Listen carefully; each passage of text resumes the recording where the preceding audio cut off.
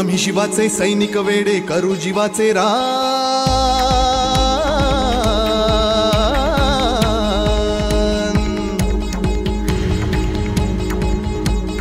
आम्ही शिवाचे सैनिक वेडे करू जीवाचे रान।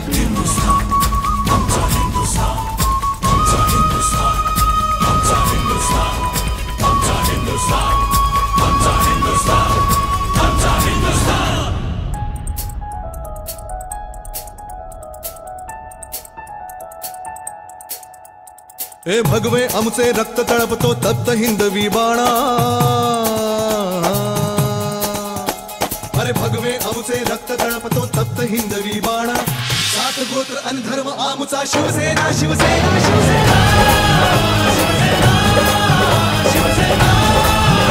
महाड, पोलादपूर, माणगाव आणि श्रीवर्धन मतदारसंघाचा पावसात संपला प्रचार। पावसाची रिपरिप, ढगाळ वातावरण यातही शनिवारी महाड, पोलादपूर, माणगाव, श्रीवर्धन निवडणूक प्रचाराचा अंतिम दिवस प्रचार भेटीगाठीसाठी गुप्त बैठक आणि चर्चेत राहिला। सकाळपासून पावसाची भुरभुर सुरू झाल्याने प्रचारावर परिणाम होतो की काय अशी भीती निर्माण झाली होती।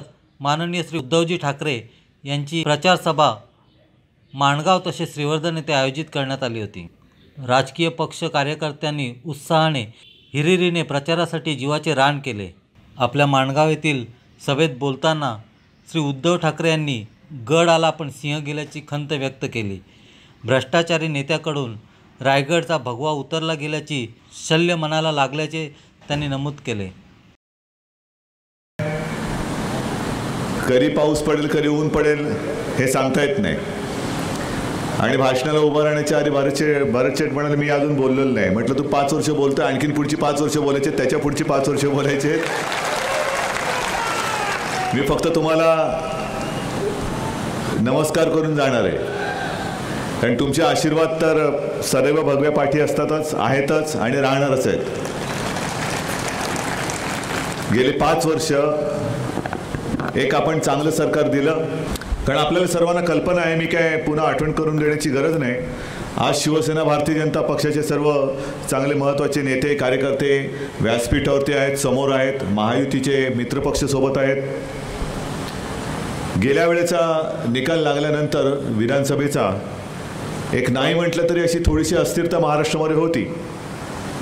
भारतीय जनता पक्ष बहुमताच्या जवळ जरूर गेला, पण बहुमत मिळालेलं नव्हतं।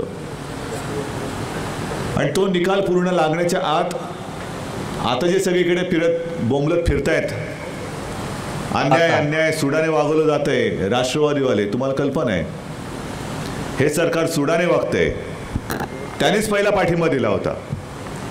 म्हणजे अजून यांचा भरोसा नाही। त्यांच्याबद्दल मला आदर आहे, जरूर आहे, कारण एक ज्येष्ठ व्यक्तिमत्व आहे। उन्हातानात पावसात कशाची पर्वा न करता फिरतायत, जरूर फिरतायत, पण कोणासाठी तुम्ही फिरतात? ज्या लोकांना तुम्ही निवडून द्या म्हणून सांगतायत ती लोक काय निष्ठेची आहेत? बरं, निवडून जे काय तुमचे 2-5 येतील ते निवडून आल्यानंतर आमचं मजबूत सरकार आल्यानंतर तुमच्याकडे राहतील का? मग कशाला तुम्ही श्रम करताय, कशाला तुम्ही मेहनत घेताय? आजच पक्षाची सगळी वाट लागलेली आहे आणि उद्या जर का म्हणजे काय झालं, आपल्याकडे हाऊसफुल झालं, आपल्याकडे उमेदवारी द्यायला जागाच शिल्लक नाही। आणि मी सुद्धा उमेदवारी देताना कट्टर शिवसैनिकालाच उमेदवारी दिलेली आहे। इथे हक्काचा आमदार तुम्ही निवडून दिल्यानंतर पुन्हा आणखीन बोजा कशावरती डोक्यावरती घ्यायचा आणि काय म्हणून घेऊ, कोणाचं घेऊ? ज्यांची कोणत्या एका पक्षाबद्दल निष्ठा नाही, वारा वाईल तसे पाठ फिरवणारी लोक, आपलं महायुतीचं मजबूत भगवं सरकार आल्यानंतर पवार साहेब तुम्ही खात्रीपूर्वक सांगू शकता का की तुमचे निवडून आलेले तुमच्यासोबत राहतीलच? नाही सांगू शकत, कारण आता हे वारं हे वादळ आहे, हे भगवं वादळ आहे। गेल्या 5 वर्षात जे काही कामं केलेली आहेत मला अभिमान आहे। काही कामं पूर्ण झालेत, जरूर झालेत। जसं आत्ता येताना मी माणमध्ये होतो, माण खटाव हा दुष्काळी प्रदेश, मग त्या प्रदेशाचं दुर्दैव असं की काही वर्षांपूर्वी तो पाण्याने सुखी समृद्ध असा प्रदेश होता। मधल्या काळामध्ये हे दुष्काळाचं दुष्टचक्र मागे लागलं। आपलं शिवशाहीचं सरकार जेव्हा 95 साली आलं होतं तिथे आणि महाराष्ट्रात, तेव्हा तिथे चांगल्या योजना सुरू केल्या। हे तुम्हाला मी का सांगतोय, कारण तुम्ही म्हणाला तिथल्या तिथे आमचं काय नाही, तुम्हाला वृत्ती सांगतोय पक्षांची कशी असते. आपलं शिवशाहीचं सरकार जेव्हा 95 साली होतं, मनोहर जोशी मुख्यमंत्री आणि गोपीनाथजी उपमुख्यमंत्री होते, तेव्हा अनेक चांगल्या योजना, पाण्याच्या योजना ह्या त्या पट्ट्यामध्ये सुरू केल्या. त्या सुरू केल्यानंतर दुर्दैवाने आपलं 99 साली सरकार गेलं आणि हे नको ते धोंडे पुन्हा उरावर बसले आपल्या. हे नुसते उरावर नाही बसले, यांनी महाराष्ट्र लुटून फस्त केला. जो पैसा आपण तिथल्या दुष्काळी विभागासाठी पाण्याच्या योजनेसाठी दिला होता, तो पैसा यांनी खाल्ला. त्याच्यामध्ये इथले सुद्धा आहेत, थोडासा भाग त्यांचा सुद्धा येतो, इकडे येतो ना श्रीवर्धनचा भाग, मग त्यांचा सुद्धा भाग आहे त्याच्यामध्ये. मग हा पैसा त्यांनी खाऊन फस्त केला. आणि आता जेव्हा चौकशांसाठी चौकशीचा ससेमिरा मागे लागलाय, तेव्हा बोंबलत फिरतायत, अन्याय अन्याय, हे सरकार सुडाने वागतंय. मग जेव्हा तुमचं सरकार होतं तेव्हा तुम्ही यांच्याशी नादाने नाही केलीत. यांच्या हक्काचा पैसा जो होता, यांच्या योजनेसाठी होता, यांच्या पाण्यासाठी होता, यांच्या रस्त्यासाठी होता, तो पैसा तुम्ही खाल्लात. मग या लोकांच्या आयुष्याची तर वाट लावलीच, आणि पुन्हा तुम्ही आता मतं मागताय. आणि तुम्ही मतं त्यांना देणार असाल तर तुमची वाट लावलीच होती त्यांनी, पण तुमच्या भावी पिढ्यांची सुद्धा वाट लावायची. म्हणजे लाज नाही, लज्जा नाही, शरम नाही, आणि हे सरकार सुडाने वागतंय. पण मला एका गोष्टीचा खरंच अभिमान आहे की जी कामं मी मगाशी सांगत होतो की गेल्या 5 वर्षामध्ये आपल्या सरकारने काही चांगल्या कामाची सुरुवात केली, काही कामं पूर्ण केली, आणि काही कामं आता पुढच्या 5 वर्षात होणार आहेत, काही कामं त्याच्या पुढच्या 5 वर्षानंतर होणार आहेत. पण त्या सर्व कामामध्ये शिवसेनेचा सुद्धा सिंहाचा वाटा होता, हे मी अभिमानाने सांगतोय. आता जे शरद पवार बोंबलत फिरतात की हे सरकार घालवल्याशिवाय मी स्वस्थ बसणार नाही. अहो, या सरकारला म्हणजे भारतीय जनता पक्षाला संपूर्ण निकाल लागण्याच्या आत घाईघाईने प्रफुल्ल पटेल म्हणजे आता ईडीच्या चौकशीत ते सुद्धा अडकले, आणि त्यांच्यावरती आरोप गंभीर आहेत. देशद्रोह्यांबरोबर त्यांचे संबंध आहेत असे सुद्धा आरोप होत आहेत. खरं काय खोटं काय थोड्या दिवसात बाहेर पडेल. पण नुसता भ्रष्टाचार नाही केला तर तुमचे संबंध कोणाशी होते ते आता उघड होत आहे. मग तुम्ही त्यांना पाठिंबा दिला होता तेव्हा हे सरकार किंवा भारतीय जनता पक्ष तुम्हाला वाईट वाटला नव्हता, आणि मग तुमचा डाव मी मोडून काढला. तुम्ही जे घुसाला बघत होता, तुमचा संबंध काय, तुमचा भगव्याशी कधीतरी तुमच्या भगव्याशी नाळ जोडले, विचार आहे भगवा. मग आम्ही एकत्र आलो, कारण आम्ही भगव्या विचाराची माणसं आहोत, भगव्या विचाराचे पक्ष आहोत. शिवसेना काय, भारतीय जनता पक्ष काय, हातात भगवा आहे आमचा.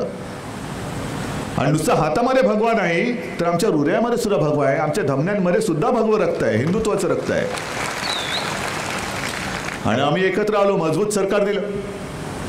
तुम्ही सर्व साक्ष आहात. मी गेल्या 5 वर्षामध्ये जे काही प्रश्न उचलले होते याच्यावरनं सगळ्यांना वाटत होतं की हे सत्तेत राहून सुद्धा विरोध करतात. हो, केला ना मी. तो विरोध जो मी केला तो माझ्यासाठी नव्हे, तुमच्यासाठी होता. तुमचे जे काही प्रश्न, शेतकऱ्यांचे प्रश्न होते, गोरगरिबांचे प्रश्न होते, त्याच्यासाठी मी रस्त्यावरती उतरलो. आणि याही पुढे जर का मला एखादी गोष्ट आपल्या सरकारची पटली नाही तर मी तुमच्यासोबत त्याही विरुद्ध रस्त्यावरती उतरल्याशिवाय राहणार नाही, हे मी या निवडणुकीच्या निमित्ताने सांगतोय. मग तुम्ही जे अस्थिर सरकार ठेवू इच्छित होतात की पाठिंबा द्यायचा मग कधी काढायचा, मग तुम्ही ब्लॅकमेल करणार होतात, आम्ही तो तुमचा डाव मोडून टाकला आणि मजबूत सरकार दिलं, स्थिर सरकार दिलं. आम्ही मुद्द्यांवरती विरोध करताना सुद्धा सरकारला कधीही दगाफटका होऊ दिला नव्हता. कधीही सरकार आत्ता पडेल का उद्या पडेल अशी परिस्थिती आम्ही महाराष्ट्रामध्ये येऊ दिली नाही. आणि म्हणूनच स्थिर आणि मजबूत सरकार शिवसेना भारतीय जनता पक्षाचा आणि सोबत इतर पक्ष जे आपले मित्र पक्ष आहेत त्यांचं अनेक वर्षानंतर एक चांगलं मजबूत सरकार दोन्ही पक्षांनी मिळून या महाराष्ट्राला दिला, त्याचा मला अभिमान आहे. मग आता हे जे काय फिरतायत, मी भरत शेटला विचारलं, बाबा विरुद्ध कोण आहे तुम्हाला माहिती आहे. एका बाजूला भरत शेटला उभा करा, दुसऱ्यासोबत म्हणजे तो समोर आहेच, आणि टाका तराजूमध्ये कोण तुमचा आणि कोण पारका, कोण तुमच्या मदतीला कोण धावून येतो आणि तुमच्या उरावरती कोण बसला होता मागे, ह्याचा विचार केला. ही जरी आठवण काढली तरी आपल्या धनुष्यबाणाला मतं द्या हे वेगळं सांगण्याची मला गरजच नाही आहे. या माता भगिनी म्हणजे जेवढे मला बांधव दिसतात जवळपास तेवढ्याच संख्येने माता भगिनी आलेल्या आहेत. या कशा काय येऊ शकतात? कारण त्यांना शिवसेनेबद्दल एक भरोसा आहे, एक दिलासा आहे. शिवसैनिक म्हणजे आपला भाऊ, आणि इथे मला कोणताही धोका नाही. उलट जो कोणी माझ्या वाटेला जाईल त्याचे डोळे काढून हातात देणारा हा शिवसैनिक आहे, हा विश्वास तुमच्यामध्ये आहे, म्हणून तुम्ही सोबत आलेला आहात. ह्या मोठमोठ्या गोष्टी आपण करू, आम्ही हे करू आणि मी ते करू, पण ह्या ज्या जीवनावश्यक गोष्टी आहेत, 10 रुपयामध्ये अन्न मिळते का कुठे?